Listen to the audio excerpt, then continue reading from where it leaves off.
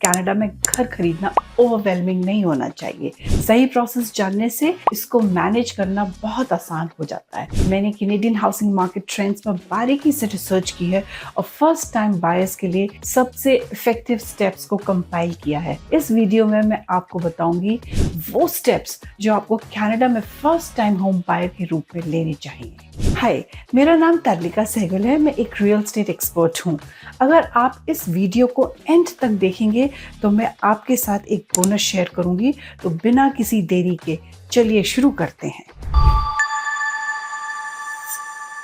Starting with number 5, determine your budget. सबसे पहले आपको अपनी फाइनेंसेस चेक करने चाहिए। अपनी इनकम, सेविंग्स और मंथली एक्सपेंसेस को देखें। इससे आपको पता चलेगा कि आप घर पर कितना खर्च कर सकते हो बिना बजट से बाहर गए। इसके बाद मॉर्गेज के लिए प्री अप्रूवल लेना जरूरी है। इसका मतलब है कि एक लेंडर आपकी फाइनेंसेस चेक करेगा और ये डिसाइड करेगा कि वो आपको कितना पैसा उधार दे सकते हैं। प्री अप्रूवल लेटर से आपको अपना बजट पता चलता है और सेलर्स को ये दिखता है कि आप सीरियसली घर खरीदने में इंटरेस्टेड हो। प्री अप्रूवल के काफी फायदे हैं। इससे आप उन्हीं होम्स पर फोकस कर पाते हो जो आप अफोर्ड कर सकते हो और आपकी ऑफर भी ज्यादा स्ट्रांग होती है क्योंकि सेलर्स देख लेते हैं कि आप बाइंग के लिए तैयार हो। प्री अप्रूवल से आप बेटर नेगोशिएट भी कर सकते हो। ऑनलाइन टूल्स जैसे कॉस्ट कैलकुलेटर्स का यूज करो ताकि ये समझ सको कि अलग अलग एरियाज में रहने से आपका बजट कैसे प्रभावित होगा। और हाँ, बजट प्लान करते वक्त प्रॉपर्टी टैक्सेस और इंश्योरेंस जैसे एक्स्ट्रा कॉस्ट्स को भी ध्यान में रखना मत भूलना।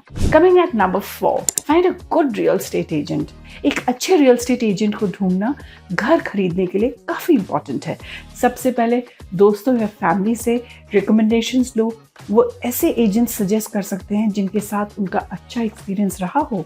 आप ऑनलाइन टूल्स जैसे ज़ीलोज़ एजेंट फाइंडर का भी यूज कर सकते हो ताकि एजेंट्स कंपेयर कर सको और रिव्यूज पढ़ सको। एक और तरीका है कि अपने नेबरहुड में local real estate signs check करो। ऐसे एजेंट्स को देखो जिनकी लिस्टिंग्स पर सोल्ड साइंस लगे हों। इसके बाद ओपन हाउसेज में जाकर एजेंट से मिलो और देखो कि वो कैसे काम करते हैं।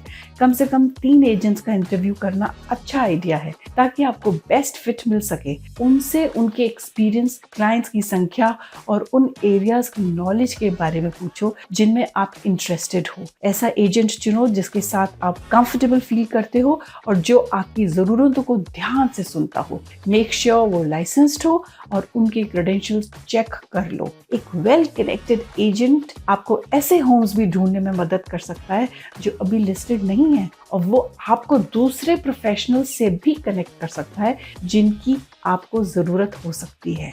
Moving on to number 3, search for your home. अब जब आपका बजट और एजेंट दोनों तैयार हैं तो अपने नए घर की खोज शुरू करने का वक्त आ गया है। सबसे पहले ऑनलाइन टूल्स जैसे ज़ीलो और realtor.com का यूज करो ताकि लिस्टिंग्स देख सको। ये वेबसाइट्स आपको प्राइस, लोकेशन और दूसरी चीजों के हिसाब से होम्स फिल्टर करने की सुविधा देती हैं। आप वर्चुअल टूर्स भी ले सकते हो ताकि घरों को अपने कंप्यूटर से देख सको।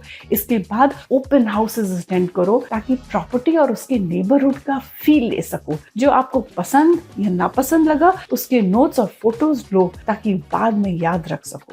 न्यू लिस्टिंग्स पर नजर बनाए रखने के लिए रियल एस्टेट वेबसाइट्स पे अलर्ट्स सेट कर दो। आपका एजेंट भी अपडेट्स में आपकी मदद कर सकता है। अलग अलग समय पर नेबरहुड्स एक्सप्लोर करो ताकि कम्युनिटी, ट्रैफिक, लोकल अम्यूनिटीज जैसे पार्क्स, स्कूल्स को समझ सको। जब आपको कोई होम पसंद आए तो उसकी कंडीशन और लेआउट का ध्यान से चेक करो। अपने मस्ट हैव्स और नाइस टू हैव्स की लिस्ट बनाओ ताकि डिसीजन लेना आसान हो सके। प्रॉपर्टीज और नोट्स को ट्रैक करने के लिए स्प्रेडशीट या ऐप का यूज करो। इससे आप बेहतर कंपेयर कर पाओगे और अपने लिए बेस्ट होम चुन पाओगे। Moving on to number 2, submit an offer. जब आपको कोई घर पसंद आ जाए तो अब ऑफर देने का समय आ गया है। आपका रियल एस्टेट एजेंट आपको रीसेंट सेल्स डेटा के हिसाब से एक फेयर प्राइस डिसाइड करने में मदद करेगा। इससे आपकी ऑफर कॉम्पिटिटिव बनती है। इसके बाद आपको एक ऑफर लेटर तैयार करना होगा। इस लेटर में वो प्राइस शामिल होती है जो आप देने के लिए तैयार हो।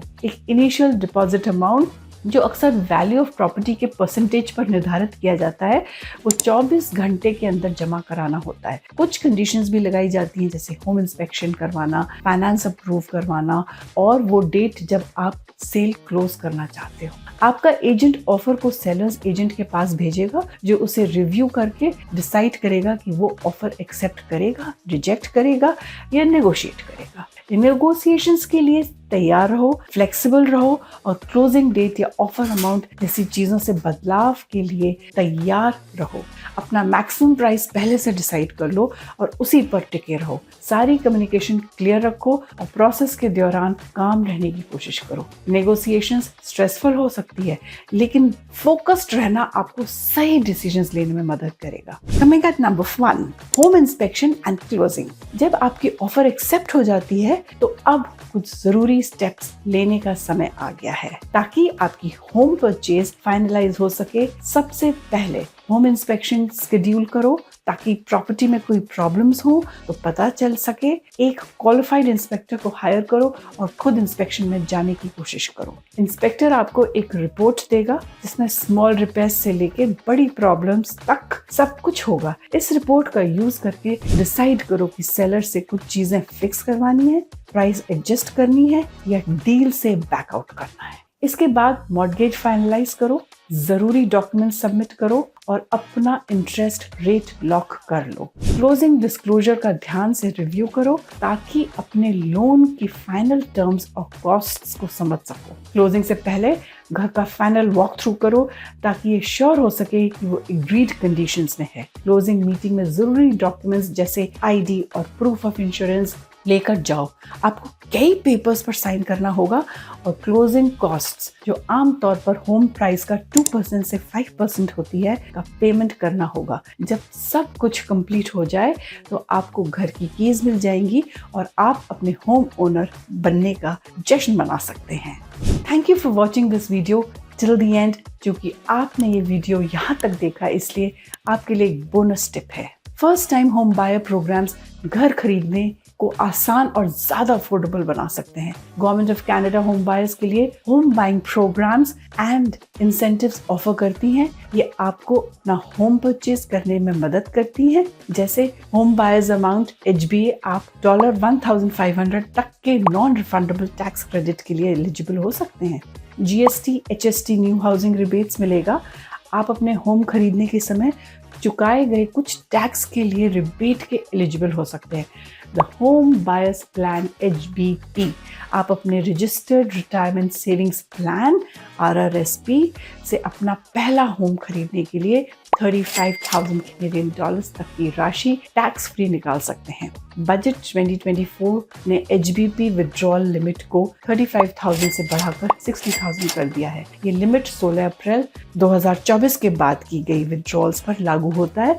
इन होम बाइंग प्रोग्राम्स के बारे में अधिक जानें और देखें कि क्या आप एलिजिबल हैं। The first home savings account FHSA आप होम खरीदने के लिए 40,000 तक सेव कर सकते हैं, जिसमें एनुअल कंट्रीब्यूशन लिमिट 8,000 है। फर्स्ट होम सेविंग्स अकाउंट के बारे में अधिक जानें। आपकी प्रोविंशियल या टेरिटोरियल गवर्नमेंट भी अन्य होम बाइंग प्रोग्राम्स और इंसेंटिव्स ऑफर कर सकती हैं। उनके प्रोग्राम्स के बारे में अधिक जानने के लिए अपनी प्रोविंशियल या टेरिटोरियल गवर्नमेंट से कांटेक्ट करें या फिर मुझसे संपर्क करें और मैं आपको एक प्रोफेशनल और नॉलेजेबल मॉर्गेज स्पेशलिस्ट से इंट्रोड्यूस करा सकती हूँ। इन ऑप्शंस को एक्सप्लोर करके आप फाइनेंशियल हेल्प पा सकते हैं और अपनी फर्स्ट होम परचेज को ज़्यादा अफोर्डेबल बना सकते हैं।